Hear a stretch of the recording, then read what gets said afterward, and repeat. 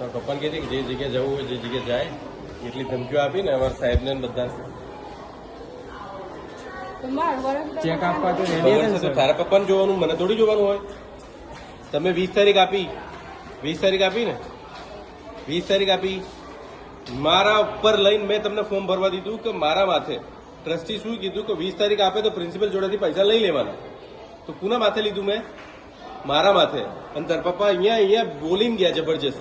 મને કહે કે તમે બોલાયા. અરે તમે ફોન કર્યો એટલે મેં કીધું કે તમે કોલેજ આવીને વાત કરો. ફોન ઉપર આવી માથાકૂટ ના થાય. બેટા જેટલાને તે આ જાણ કરી ને ફલાણા નેતાને આ બધા નેતાઓને કહેવાનું કે 10,000 ભર દો તો એ લોકો ભર દે. 10 દિવસ પછી તમે પહેલા ના આપી દો ને. પણ આવી સગવડ કરવા વાળો કે એવા જે નેતાઓ તમે લઈને આવો છો એ નેતાઓને કહી દો. મેં તો એ દિવસે કીધું પેલા ભાઈને તો આ ગોગાવાળાને લઈ મને કીધું કે તમે ભરી દો. સવારે મારે કોઈ માથાકૂટ જોઈએ નહીં. મારે પેપર ચાલુ થાય છે એટલે તને એક્ઝામ આપવા નહીં મળે બેટા. હું તને બેટા કહીને સંબોધિત કરું છું. તું વાત સમજી જા. બહાર જા. વાત પૂરી. બીજી કોઈ વાત નહીં થાય. સર લેખિતમાં લખીને આપી દો બસ.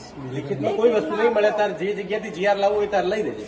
ઓકે તો એક્ઝામ પતાવતા સુધી મારી બેન અહીંયા રહેશે. હા તો બેસાડે ને મારે ઓફિસમાં બેઠો હું વાંધો છું.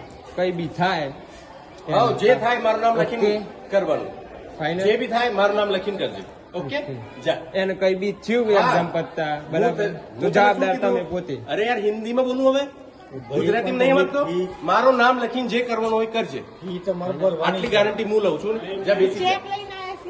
ચેક નહીં ચાલે. જા પૈસા તમે આખું વર્ષ પૂરી થયું તમે ટુકડે ભરાયો તો મેનેજમેન્ટ ઉપરથી ચેક ના પાડે. ચાલો